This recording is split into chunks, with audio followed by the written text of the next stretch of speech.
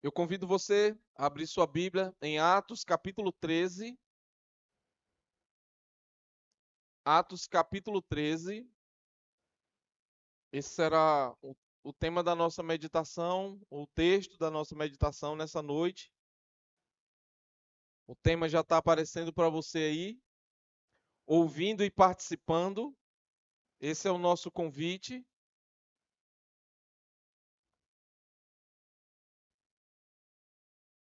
Vou pedir a alguém que ajude o Robson aqui a encontrar o texto. Atos, capítulo 13, versos de 1 a 3. É um texto bem curto, mas muito rico para os nossos propósitos. A gente vem seguindo essa sequência no livro de Atos. Desde janeiro, a gente vem nessa caminhada de Atos, semana após semana, trecho após trecho. Eu fico muito à vontade para a gente pensar dessa forma, porque você vai acompanhando o fluxo natural do texto. Essa é uma proposta nossa como igreja, né, de ir seguindo em sequência, pregação expositiva sequenciada. Nós fizemos apenas duas pausas nesse período para abordar um livro e um tema, mas esse é o nosso modus operandi aqui na Fé e Vida, de pregação expositiva e sequenciada. E por pregação expositiva, nós estamos dizendo que Deus fala conosco por meio do texto bíblico. A gente abre a Bíblia, lê o texto bíblico e o texto bíblico vai apontando para nós diretamente aquilo que Deus quer falar conosco por meio da sua palavra. Diz assim a palavra de Deus, a partir do versículo 1 de Atos 13.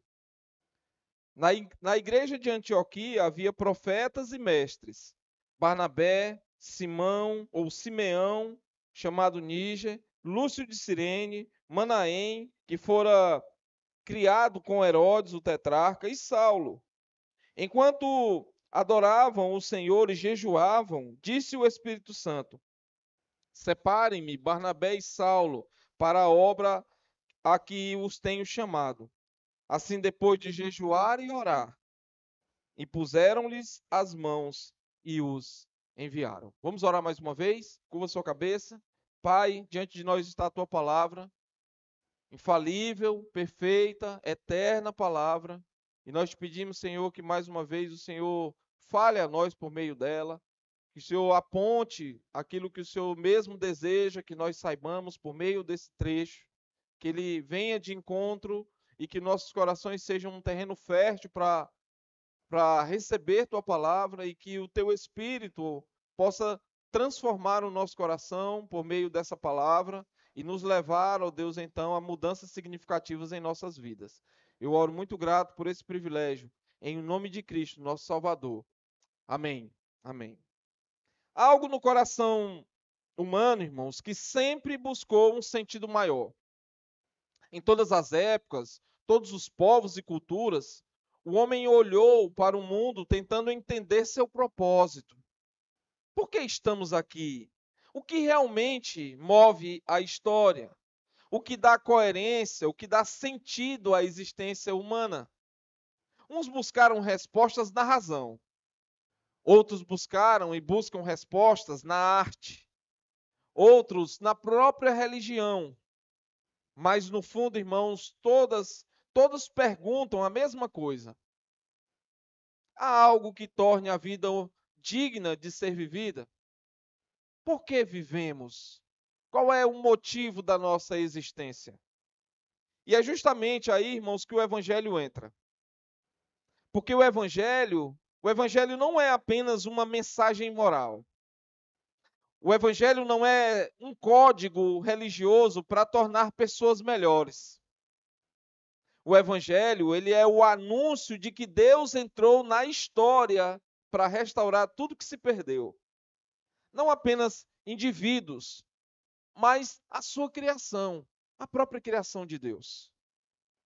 Esse evangelho é o poder que dá sentido à história, porque revela que por trás de cada evento, de cada homem, de cada tempo, de cada império, há um propósito eterno de Deus.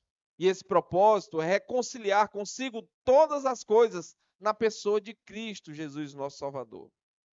Então, quando nós compreendemos isso, quando nós compreendermos isso, percebemos, irmãos, que o evangelho não cabe dentro de uma nação. O evangelho não cabe dentro de uma cultura. O evangelho, irmãos, não cabe dentro de uma igreja local. O evangelho, ele é como uma luz que ao nascer não pode ser contida. Onde o evangelho é crido de verdade, meus irmãos, ele se expande. Ele gera vida, ele gera movimento, mas ele gera também envio. Pensemos em como isso se repete na história humana. Em alguns momentos, a luz do evangelho brilhou em lugares improváveis, transformando não apenas as pessoas, mas civilizações inteiras. Em outros momentos, quando homens tentaram apagar essa luz, ela se espalhou ainda mais. A gente vê esse movimento muito claramente no livro de Atos. É como se o evangelho tivesse em si mesmo um impulso de transbordar.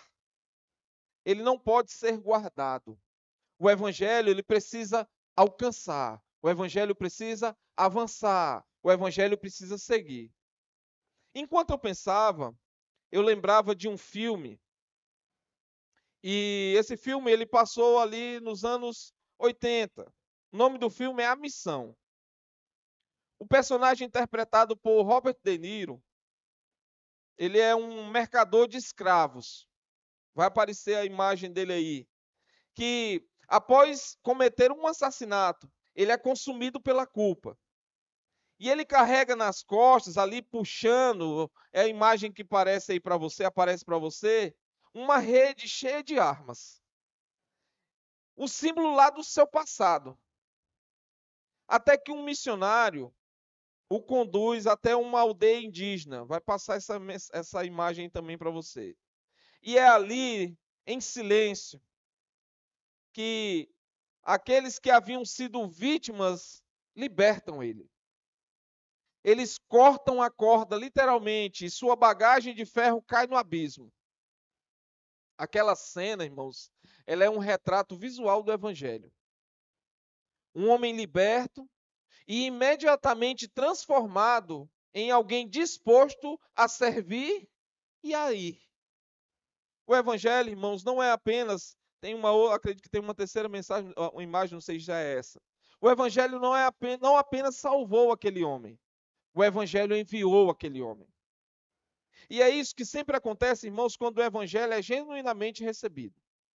Onde Cristo é crido, a vida ela é restaurada, mas também direcionada. O Evangelho não gera apenas adoradores. O Evangelho, ele gera mensageiros. O Evangelho, irmãos, não apenas cria igrejas, comunidades, mas ele cria igrejas que são missionárias, igrejas que enviam outras pessoas. Nós vimos isso, inclusive, hoje de manhã na nossa EBD. E é esse movimento, irmãos, que nós encontramos aqui em Atos 13. O livro de Atos tem mostrado o evangelho crescendo como um rio que começa em Jerusalém e vai ganhando força à medida que ele flui. Ele passa pela Judéia, ele atravessa Samaria, e agora, irmãos, ele chega na Antioquia. Uma das maiores cidades do mundo antigo daquela época, uma cidade plural, uma cidade multicultural, e uma cidade, como nós podemos chamar, de uma cidade muito vibrante. Ali, irmãos, o evangelho encontrou um novo centro de gravidade. Pela primeira vez, uma igreja gentílica de não-judeus torna-se o coração pulsante da missão. E o que antes era apenas um movimento espontâneo, agora se torna em um movimento consciente, um movimento dirigido pelo Espírito, um movimento coordenado. Antioquia representa um divisor de águas, irmãos. Em Jerusalém, o evangelho nasce. Em Antioquia, o evangelho é enviado. Dias atrás, a gente estava numa chácara de um amigo, e lá tem uma nascente. A nascente nasce assim a alguns metros. Logo, aquele pequeno fluxo de água torna-se uma piscina. A gente anda mais um pouco e a gente enxerga um grande banho, onde várias pessoas podem banhar. É mais ou menos esse movimento que a gente está vendo aqui ah, em Jerusalém, ou no livro de Atos. Tudo começa de forma simples. Lucas descreve a cena, irmãos, como com bastante serenidade. Na igreja de Antioquia havia pastores e mestres, profetas e mestres, como ele descreve. E enquanto eles adoravam o Senhor e jejuavam, o texto é bem claro, eu espero que você acompanhe na sua Bíblia o fluxo do texto, o Espírito Santo fala. Ele disse alguma coisa. E o que, que ele diz? Separem-me Barnabé e Saulo para a obra que eu os tenho chamado. Não há nenhum espetáculo, irmãos. Não há nenhum alvoroço. Não há, inclusive, nenhuma estratégia humana. Aquilo não faz parte da estratégia daquela própria igreja. Há apenas uma igreja adorando a Deus, uma igreja jejuando e uma igreja ouvindo a voz de Deus e obedecendo. Esses 3 versículos, irmãos, aparentemente discretos, eles são uma das passagens mais decisivas de todo o Novo Testamento. É aqui que o evangelho deixa de ser o testemunho de um grupo de apóstolos e se torna um movimento de uma igreja missionária. Aqui nós vemos que a expansão do evangelho não é um acidente da história, mas é uma ação consciente do Espírito Santo. Esse Espírito que fala, esse Espírito que chama, esse Espírito que separa, esse Espírito que envia. Mas aqui, irmãos, há algo também para nós, não só para Antioquia. A mesma voz que falou lá para Antioquia continua falando a nós, Igreja Fé e Vida, hoje. O Espírito que separou Barnabé e Saulo ainda chama hoje, ele chama a mim, ele chama você. E ele nos chama para nos enviar. Porque, irmão, ser crente, ser cristão aqui dentro é muito fácil. Você está sentado, minimamente confortável, mas o problema é quando a gente sai por aquela porta e as pressões internas e externas chegam até nós. E nós vamos, por vezes, nos desviando da missão, ou achando que eu não sou para aquilo, mas a missão é para todo discípulo. Se você é um discípulo, então a missão é para você. Se você é um discípulo de Jesus, então o chamado também é para você. Se você, meu irmão, é alguém que foi alcançado pelo Evangelho, essa missão também é para você, meu irmão. É para mim. O Evangelho que rompeu fronteiras, ele ainda é o mesmo. E ele tem o mesmo poder transformador, que transforma corações e que desperta comunidades inteiras para a missão. Por isso, irmãos, antes de nós olharmos para o detalhe do texto, nós precisamos deixar essa verdade penetrar em nossa mente e nosso coração. Que verdade é essa? O evangelho não existe para ser possuído. O evangelho existe para ser proclamado. O evangelho existe para ser anunciado. O que é o evangelho? O evangelho é uma boa notícia. Nós precisamos proclamar ao mundo essa boa notícia. Que boa notícia é essa? Que para um homem pecador há uma esperança. Que esperança é essa? Cristo Jesus, nosso Salvador.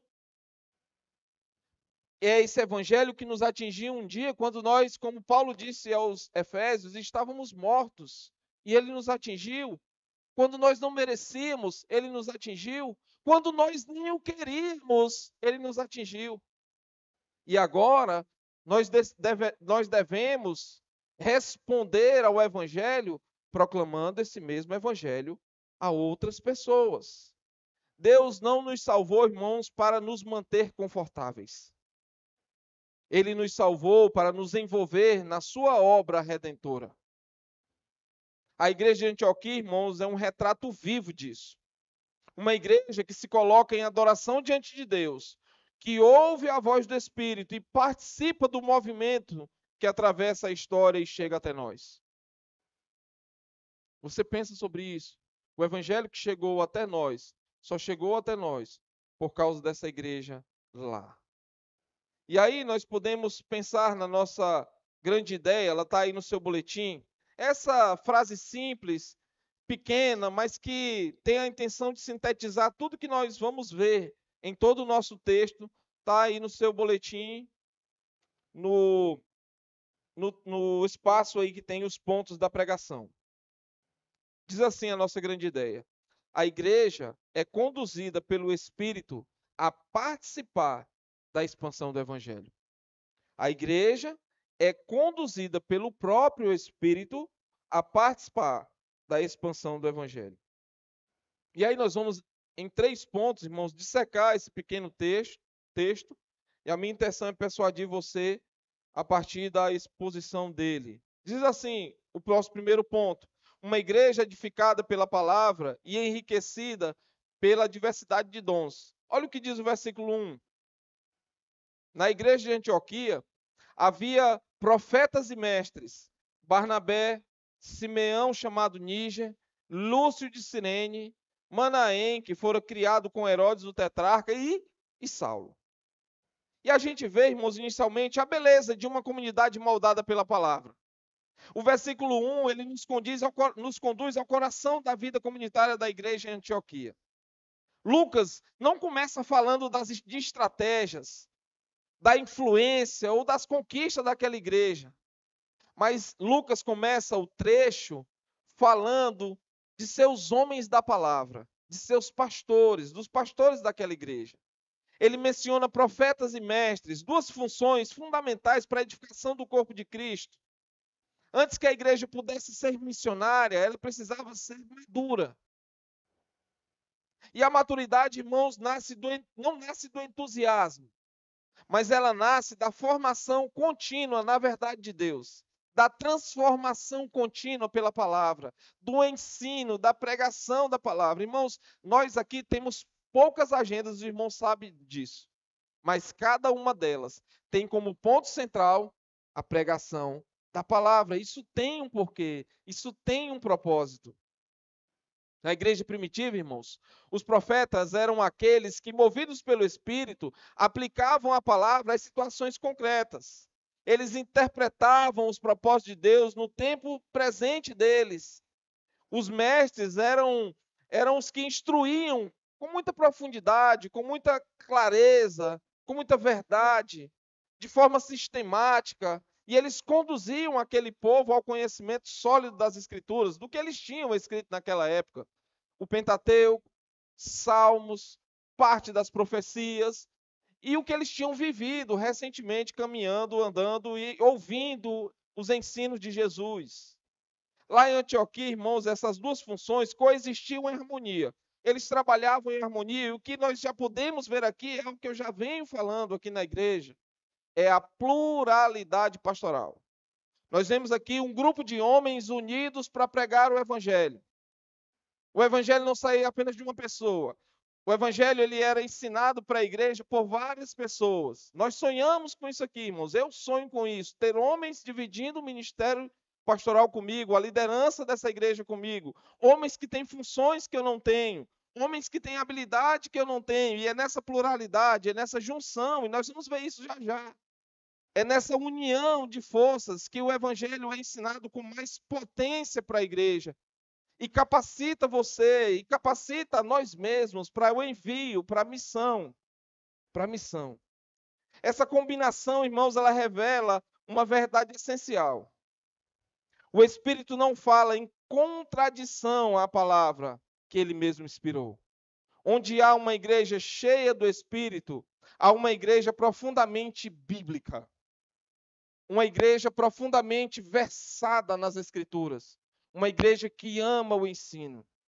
Eu espero, irmãos, que cada vez que você senta aí para ouvir a pregação, você sente com expectativa. Você sente com um desejo intenso de ouvir a palavra e aprender da palavra. A missão, irmãos, que brotaria, olha o trava-línguas aqui para mim, de Antioquia, não seria fruto de emoção, não seria fruto de êxtase humano, mas de um discernimento espiritual que nasce por meio da Escritura, irmãos. O Espírito, irmãos, não envia quem não aprendeu a ouvir. Antes de uma igreja ser enviada ao mundo, ela precisa ter sido ensinada por Deus. E é esse o meu trabalho aqui, irmãos. Capacitar você. E a mim mesmo, por meio da palavra, porque é para mim e é para você. Para que quando a gente saia ali e se depare com as questões do nosso dia a dia, a palavra, ela seja o instrumento de Deus que nos conduz às correções, a reconhecermos erros, mas também a ajudarmos pessoas em suas próprias lidas. E qual é o contexto dessa diversidade? Dessa unidade que nasce por meio do Evangelho? Lucas, irmãos, ele faz questão de mencionar os nomes daqueles líderes. E existe uma razão para isso. Eles representam a diversidade étnica, mas também uma diversidade social e uma diversidade cultural que marcava a comunidade cristã lá em Antioquia. Vamos pensar rapidamente sobre cada um desses homens mencionados aí no versículo 1. Quem era Barnabé? Um levita natural lá de Chipre, um judeu helenista, um judeu de um coração muito generoso, um homem reconhecido como filho da consolação. Nós vimos lá isso em Atos capítulo 4. Um homem muito generoso, um homem muito atencioso, um homem muito cuidadoso, um homem capaz de abrir mão de suas prioridades para o bem-estar do todo. Ele fala também de Simão, chamado Níger. Esse nome aqui é um nome latino que significa negro. Provavelmente ele era um homem, irmãos, de pele escura, talvez um africano. Um homem que também fora transformado pelo Evangelho. Aqui nós já vemos o Evangelho em movimento, alcançando outras nações. E a gente vê isso como resultado do que aconteceu lá em Atos capítulo 2, quando pessoas de todas as localidades estavam reunidas para ouvir, para o Pentecostes, e ali eles ouviram o Evangelho em suas próprias línguas, e então eles saem enviados pelo Espírito para serem mensageiros do Evangelho em suas próprias nações. E aqui a gente vê um africano nessa lista. Como Deus estava expandindo o Evangelho para várias nações. Ele segue falando de Lúcio de Cirene, uma cidade no norte da África. Essa cidade aqui é hoje onde ela é a atual Líbia. De onde vieram, irmãos, os primeiros evangelistas que anunciaram Cristo aos gentios, Atos capítulo 11. Mais uma vez, nós vemos esse evangelho expandindo as localidades, o evangelho atingindo pessoas de várias nações. Barnabé, de Chipre, Simão, de Níger, um africano negro, Lúcio de Cirene, nós já estamos na Líbia. Ele segue e fala de Manaém. Manaém é um homem provavelmente da nobreza, um homem de posses, um homem de poder, um homem rico, criado junto a Herodes Antipas. Esse Herodes Antipas aqui é o mesmo que manda decapitar João Batista. Olha o evangelho atingindo a alta classe. Olha o evangelho atingindo pessoas não só pobres, mas pessoas ricas e de posição. E não só atingindo, mas convocando, trazendo esse homem para a liderança da igreja. E por último, Saulo. Um fariseu convertido, um doutor da lei, agora um humilde servo de Cristo. Irmãos, aqui a pluralidade pastoral é algo maravilhoso. Nós vemos pessoas diferentes, de realidades diferentes, que provavelmente tiveram criações diferentes, instruções diferentes, e que agora estão reunidas num corpo de liderança de uma igreja. E toda essa vivência que o Evangelho deu a cada um deles os ajuda na proclamação do Evangelho de várias formas, capacitando a igreja de diversas formas, capacitando cada crente para o ministério que Deus o chamou. O que une esses homens tão diferentes? Nada menos que o Evangelho. O Evangelho uniu aqueles homens. O Evangelho derruba as barreiras da origem. O Evangelho derruba as barreiras da posição social, irmãos. O Evangelho derruba as barreiras da cor, da formação intelectual, da cultura. Ele cria uma nova humanidade. Em Antioquia, o Espírito começa a mostrar ao mundo o que significa ser igreja. Um povo reunido não por afinidades naturais, mas pela graça sobrenatural de Deus. É como se cada um desses nomes, irmãos, fosse uma pedra viva, encaixada por Deus para edificar uma comunidade que reflete o próprio Cristo. Aquele que em sua cruz derrubou o muro que separava o homem de Deus. É o que diz Efésios capítulo 2. O plano universal de Deus, irmãos, que começou em Abraão, quando ele disse: em ti serão benditas todas as famílias da terra, passa por Cristo e agora começa a se manifestar visivelmente numa igreja local. O evangelho que uniu Barnabé e Saulo, judeus de origens distintas, é o mesmo que uniu Simeão e Lúcio, africanos, e Manaém, um aristocrata romano. É o prenúncio, irmãos, do dia em que toda a língua confessará que Jesus Cristo é Senhor. Vamos pensar nessa teologia da diversidade na unidade. Nós encontramos, irmãos, aqui um princípio muito profundo. A unidade verdadeira só é possível quando o centro é Cristo. Toda tentativa de unidade baseada em afinidades humanas está condenada à fragmentação. Mas quando a centralidade da palavra governa a comunidade, o Espírito gera harmonia na diversidade. Antioquia, irmãos, se torna um ícone da eclesiologia cristã. A igreja como o corpo de Cristo, formada por membros diferentes, mas animada pelo mesmo Espírito, movida pelo mesmo Espírito. Cada dom, irmãos, cada experiência, cada cultura, ela é redimida e usada para o serviço de Deus. E há algo importante aqui que o nosso autor Lucas traz. Ele menciona, irmãos, apenas os líderes. Apenas aqueles líderes. Mas o princípio que sustenta toda a comunidade. O corpo só cumpre sua missão quando cada parte, irmãos, fortalecida pela palavra, serve seguindo a graça de Deus, segundo a graça de Deus. Barnabé e Saulo, irmãos, só serão enviados porque antes houve uma igreja que servia e se dedicava e se edificava mutuamente. O envio missionário nasce da comunhão, irmãos, e do ensino. Nasce de um povo que juntos se submetem à voz de Deus. E aqui nós temos algumas aplicações já nesse primeiro ponto. A missão, irmãos, ela começa no púlpito. Antes que uma igreja envie missionários, ela precisa ser ensinada na verdade. O envio é consequência da formação bíblica. 2. A diversidade, irmãos, ela é um testemunho do evangelho. Antioquia pregava Cristo não apenas com palavras, mas com a própria composição da sua comunidade. E neste ponto aqui, da sua liderança. 3. A unidade não é uniformidade. O Espírito une sem apagar as diferenças. Ele redime as particularidades para que todos sirvam ao mesmo propósito, glorificar a Cristo. E 4. O Evangelho não cria consumidores, mas colaboradores. A igreja, irmãos, é madura quando todos participam ativamente da edificação mútua e da missão. Então, irmãos, tem grandes ensinamentos para nós nesse primeiro ponto aqui. O fato de nós termos líderes de várias culturas aqui é um reflexo para nós. Nós aqui somos uma representatividade disso.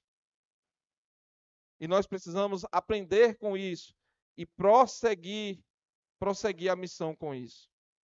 É a partir dessa comunidade madura, irmãos, diversificada e centrada na palavra, que o Espírito decide agir. O texto nos mostra que, enquanto essa igreja servia e adorava, algo sobrenatural estava acontecendo. O mesmo Espírito que edificou aquela igreja pela palavra, agora move para fora, transformando ensino em envio, transformando adoração em missão. E nós chegamos no ponto 2. Uma igreja guiada pelo Espírito no meio da adoração. Olha o que diz o versículo 2 de Atos 13. Enquanto adoravam o Senhor e jejuavam, disse o Espírito Santo: Separem-me Barnabé e Saulo para a obra que eu os tenho chamado. Olha esse ambiente, irmãos, espiritual onde o Espírito fala. Poucas frases, né, nas Escrituras revelam com tanta clareza a harmonia entre o culto e a missão. Antes que o Espírito enviasse missionários a uma igreja reunida diante de Deus, antes que ele fale a um povo que adora. A narrativa, irmãos, ela começa com uma expressão bem simples para nós, mas muito profunda. Enquanto adoravam o Senhor e jejuavam. Aquela igreja estava reunida, adorando e jejuando. O verbo traduzido aqui, irmãos, ele originalmente significa serviço sagrado ou ofício sacerdotal. Ele era o mesmo termo usado lá na Septuaginta, a tradução a grega do Antigo Testamento, para descrever o ministério dos sacerdotes lá no templo. Lucas, o autor dessa carta aqui, desse livro de Atos, ao usar esse termo, ele quer mostrar que a igreja é o novo templo de Deus. E que a adoração cristã, ele é o lugar onde o céu e a terra se encontram. Não é um ritual frio, nem é uma mera reunião social. É uma expressão viva de um povo sacerdotal servindo ao seu Senhor. Em outras palavras, irmãos, a adoração é o solo onde a voz de Deus floresce. O Espírito não fala no ruído do ativismo religioso, nem na distração de uma igreja voltada para si mesmo, mas no ambiente da devoção, no espaço sagrado onde o coração se cala e Deus é exaltado. A missão de Antioquia, irmãos, nasce do altar. Não nasce da assembleia administrativa. O envio missionário aqui não é fruto de planejamento, de um planejamento estratégico, humano, mas da adoração verdadeira. A igreja adorava não para pedir, mas para se oferecer. E é nesse ambiente da rendição que o Espírito fala. E aí a gente vê o jejum, irmãos, como essa expressão de dependência. O texto segue e Lucas acrescenta, e jejuava. Eles adoravam ao Senhor e eles jejuavam. O jejum aqui, irmãos, não é uma prática ascética para manipular o divino, mas ela é uma expressão de fome espiritual. Eles não querem negociar com Deus. Eles não querem trocar com Deus. Nós jejuamos e o Senhor nos dá o que nós queremos. Não. Quando a igreja jejua, irmãos, ela declara, mais do que pão, nós precisamos da tua presença, Deus. Quando você jejua, é isso que você está dizendo. Senhor, mais do que qualquer pão, tua presença é o que me basta. O jejum é, portanto, irmãos, a negação voluntária de algo terreno para fortalecer a comunhão com o eterno. Ele não é um meio de conquistar o favor de Deus, mas uma disciplina que nos coloca em posição de escuta, de atenção, de ouvir e de ouvir Deus falar. Em tempos de pressa, irmãos, e por causa da pressa, a distração, essa prática tem muito a nos ensinar. Vivemos cercados por vozes, notificações, barulhinhos que a gente já sabe o que quer, o que é. Nós somos tentados, quando a gente ouve o barulhinho de uma mensagem no celular, querer ver logo. Vivemos cercados por essas vozes, agendas, urgências. Mas o Espírito fala com clareza àqueles que se dispõem a silenciar, a ouvir. O jejum é o espaço da pausa, o intervalo de nossa alma. Um momento em que nós confessamos, Senhor, sem ti nada podemos fazer. Antioquia é lembrada como uma igreja que evangelizou o mundo, irmãos. Mas antes disso, ela foi a igreja que se curvou diante de Deus. Antes de falar, aquela igreja ouviu. E o que ela ouviu, irmãos? Ela ouviu a voz do Espírito. Ela viu essa direção e autoridade simultaneamente. Subponto 3. No coração da adoração, irmãos, o texto nos diz: disse o Espírito Santo. Essa é uma das afirmações mais marcantes aqui de Atos, irmãos. O Espírito falando. Ele não é uma forma impessoal. Ela é uma voz, ela é uma pessoa divina que conduz, que governa a igreja. O autor, irmãos, não nos revela o modo como essa voz foi comunicada. Ele não nos dá esses detalhes. Se por meio dos profetas mencionados no versículo 1, se por meio de uma revelação interna, ou se em uníssono esses líderes ouviram. Mas o foco não está no método, irmãos, e sim no conteúdo. Deus está dirigindo sua igreja. O Espírito não apenas inspira, ele comanda. Sua fala é imperativa. Separem-me Barnabé e Saulo, é o que o Espírito fala. Esse verbo, irmãos, aqui no grego, é como se ele marcar, separar, designar para um propósito específico.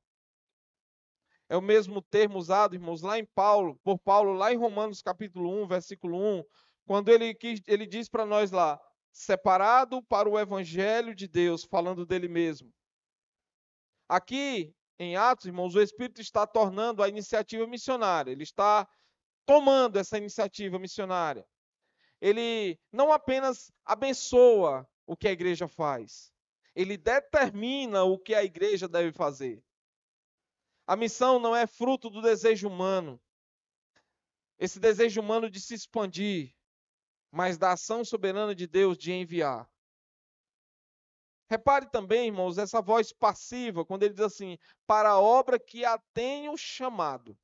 O Espírito não diz, para a obra de vocês, para a obra que eu tenho chamado eles para fazer. A igreja é o instrumento, irmãos, não a origem. O evangelho não nasce da igreja. O evangelho propaga, a igreja propaga o evangelho. Evangelho que vem do próprio Deus. Essa é uma lição, irmãos, muito preciosa para nós. A verdadeira missão é resposta à voz de Deus.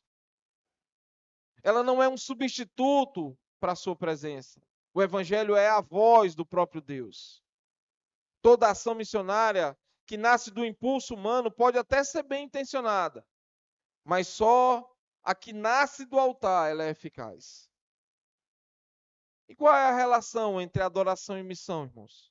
O texto fala que eles estavam adorando, enquanto estavam adorando, o Espírito chama eles para a missão. Nós encontramos aqui uma das verdades mais profundas da teologia bíblica, irmãos. A adoração é a fonte e o fim da missão. John Piper, falando sobre esse texto aqui, ele disse que a missão existe porque a adoração não existe. Ou seja, o objetivo da missão é levar os povos à adoração verdadeira. Mas, ao mesmo tempo, irmãos, é a adoração que sustenta a missão. A igreja não adora, não ouve, e aqui não ouve, não é enviada. Se a igreja não adora, ela não ouve Deus falar, irmãos. E se ela não ouve Deus falar, ela não envia ninguém. Antioquia compreendeu isso. Sua adoração não era um refúgio para se isolar do mundo, mas um impulso para alcançar o mundo. O culto não era uma fuga da realidade, mas o ponto de partida da transformação. Enquanto o mundo via apenas um grupo reunido em oração, o céu via o início de uma revolução espiritual que levaria o evangelho aos confins da terra. A adoração, portanto, meus queridos, é o lugar da reorientação da vontade humana. Enquanto adoramos, deixamos de nos colocar no centro e Cristo assume o trono que não está vago, um trono que não está à procura de um outro rei. Enquanto nós adoramos, nossos planos cedem espaço aos propósitos eternos de Deus. E é nesse momento, irmãos, quando a igreja está plenamente rendida, que o Espírito fala, ele envia e ele move. Algumas aplicações para nós nesse segundo ponto. A adoração verdadeira, irmãos, ela precede toda a ação eficaz. Antes de planejar, antes de servir ou ir, a igreja precisa se prostrar. É no culto que o Espírito revela a sua vontade. É na adoração que o Espírito revela a sua vontade. Hoje nós vimos o movimento que acontece do mais íntimo para o maior. É na adoração do lar, é na adoração da igreja, é na adoração de um grupo de igrejas numa cidade, do estado, do país, que o evangelho vai atingindo o mundo. Mas isso começa na sua adoração privada. É quando eu e você adoramos de forma privada a Deus, indo lá no secreto e adorando a Deus em secreto. Depois nos reunimos com um pequeno grupo, depois com um grupo maior e com grupos maiores para adorar a Deus. O Espírito, irmãos, ainda fala à igreja que ouve. Ele não se revela ao barulho da pressa, mas ao silêncio da adoração. O jejum, a oração e a devoção restauram a nossa sensibilidade à voz de Deus. 3, missão e resposta à revelação, não substituto para ela. Antioquia não saiu por empolgação, mas por obediência. O verdadeiro mover missionário, irmãos, nasce do discernimento espiritual. A adoração e a missão se completam. Quando adoramos verdadeiramente, inevitavelmente seremos enviados. E quando somos enviados, é para que mais pessoas adorem. Então tudo começa na adoração. Nós adoramos, ouvimos Deus falar, ouvimos a voz de Deus, somos encorajados aí para adorar e continuar adorando e chamando outros para adorar. A voz do Espírito foi ouvida, irmãos. A direção foi dada. Mas há ainda um elemento essencial antes do envio: a confirmação e a comunhão da igreja. O Espírito chamou, mas é a comunidade que impõe as mãos, ora e envia. O chamado é divino, mas a resposta é comunitária. E nesse próximo ponto, irmãos, nós veremos que a igreja madura não apenas ouve o Espírito, mas participa com ele da missão, reconhecendo que o envio é uma expressão de comunhão e de obediência. Olha o ponto 3. Uma igreja que participa ativamente da missão de Deus. Versículo 3. Assim, depois de jejuar e orar e impor-lhes as mãos, os enviaram. O movimento aqui da obediência é interessante, irmãos. O texto é bem breve, né? Bem pequeno. Mas ele carrega muita profundidade. A voz do Espírito foi clara. Me envia, eu quero eles para essa missão. E agora a igreja responde. Aqueles que ouviram a ordem, separem-me Barnabé e Saulo, não a tratam como uma ideia abstrata, mas como uma convocação divina que exige ação concreta, que exige resposta. A estrutura verbal, irmãos, ela é bem intencional. Jejuar, orar, impor as mãos e enviar. 4 movimentos que constam nesse pequeno texto. Trata-se de um movimento deliberado, de um movimento espiritual e de um movimento coletivo. A igreja não age por impulso, mas por convicção e reverência. O verbo aqui enviar, irmãos, ele carrega essa ideia de liberar, de despedir, de soltar. É como se Lucas dissesse: a igreja abriu as mãos, abriu as mãos. O Espírito havia separado. A igreja agora apenas confirma e coopera. Esse gesto de soltar, irmãos, ele é profundamente espiritual para nós, porque ele revela confiança na soberania de Deus. Antioquia não se apega a seus melhores líderes, Barnabé, o homem da consolação, e Saulo, o teólogo da informação, mas os entrega, porque reconhece que quem os chama é o próprio Deus. A verdadeira maturidade espiritual se manifesta não apenas em reter o que edifica, mas em liberar o que Deus quer usar em outro lugar. A igreja que segura seus dons por medo de perder sua força, irmão, perde justamente aquilo que mais a fortalece, que é a dependência do Espírito. Olha como esse envio, irmãos, como um ato de comunhão e de confirmação. A imposição de mãos aqui não tem caráter sacramental, no sentido de conferir poder, mas ele é simbólico e comunitário e missional ao mesmo tempo. É um gesto de identificação, de comunhão e de reconhecimento do chamado divino. Essa prática aparece em vários momentos da Escritura, irmãos. Lá no Antigo Testamento, ela era usada para representar transferência e consagração. Lá em Números 8, quando os levitas são separados para o serviço, acontece isso.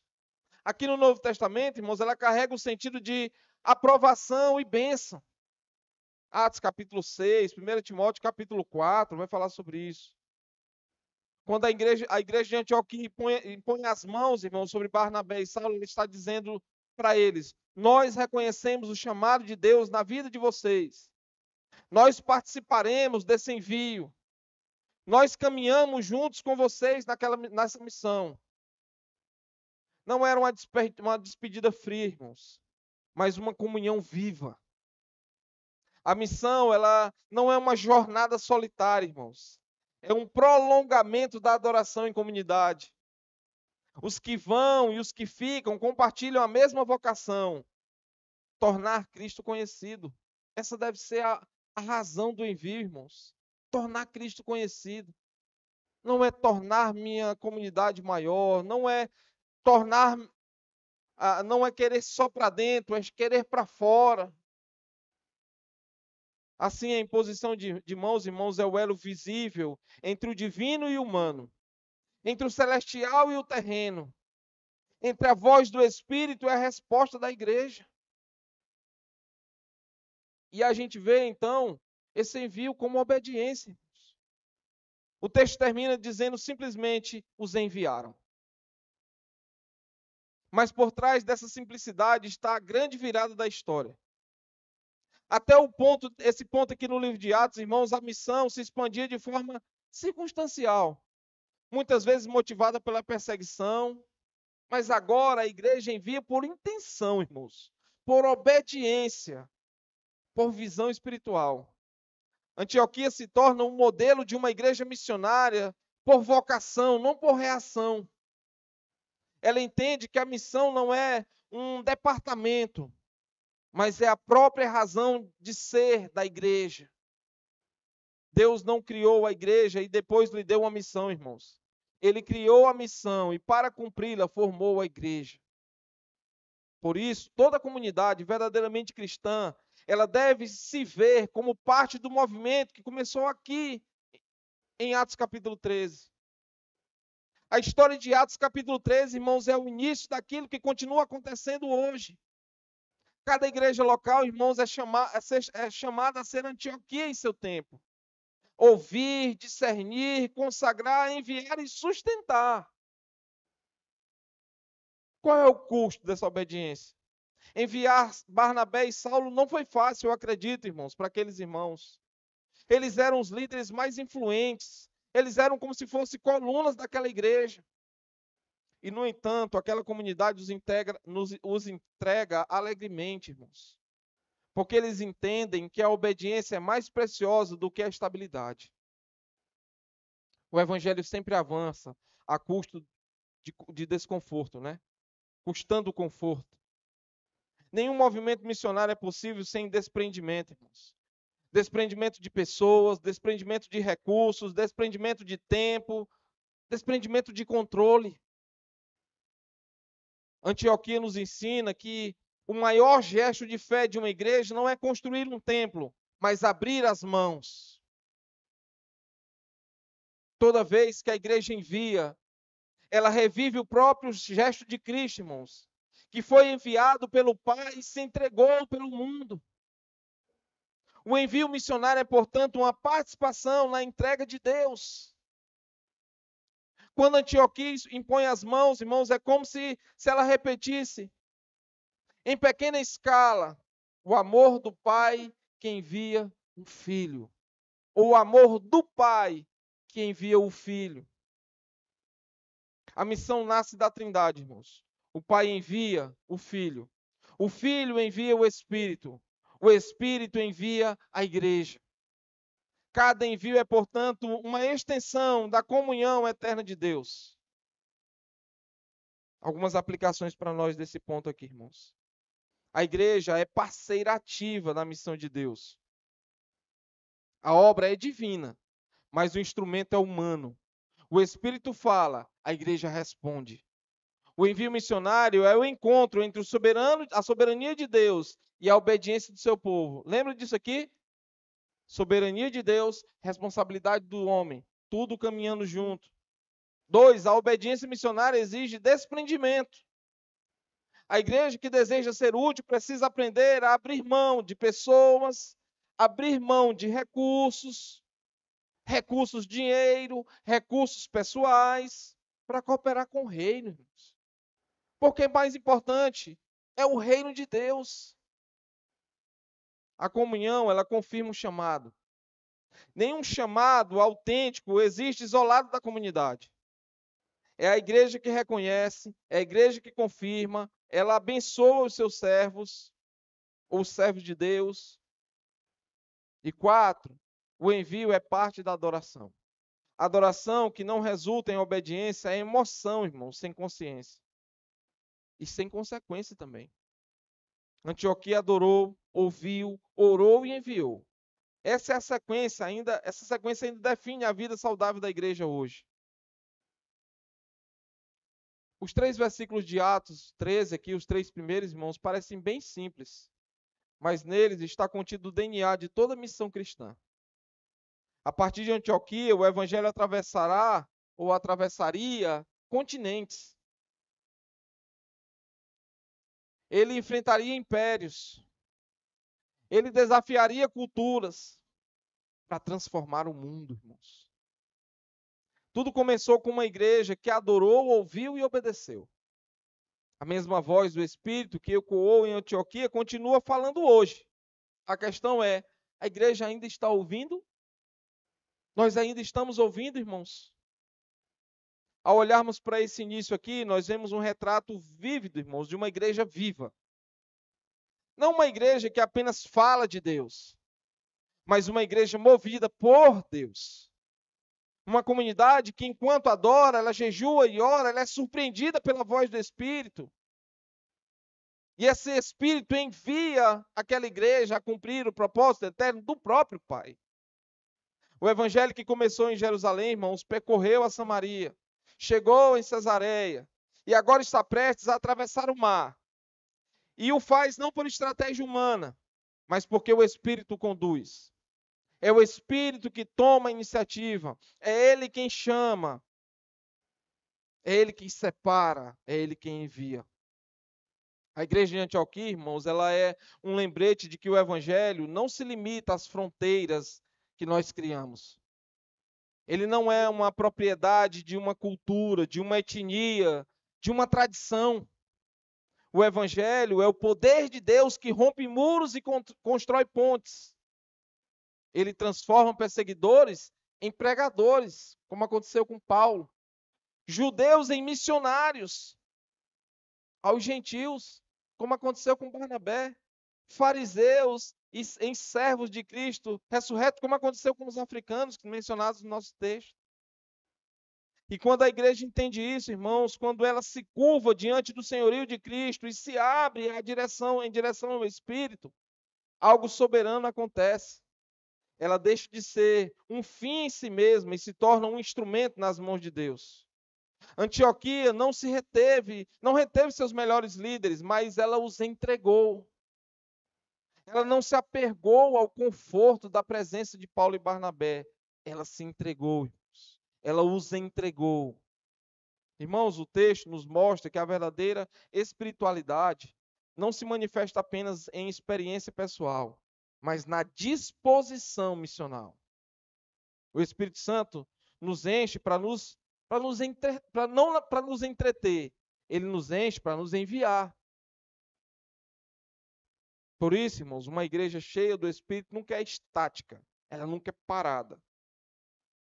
Ela não se contenta com a manutenção. Ela vive em movimento. Ela não E não porque quer ser relevante, mas porque ela quer ser fiel. E ser fiel a Cristo. O Cristo que foi morto e que ressuscitou. Que é digno de receber a recompensa do seu sofrimento. E essa recompensa, irmãos, são povos, são tribos e nações que se curvam diante do seu trono. Quando Antioquia põe as mãos sobre Barnabé e Saulo, ela participa dessa realidade eterna.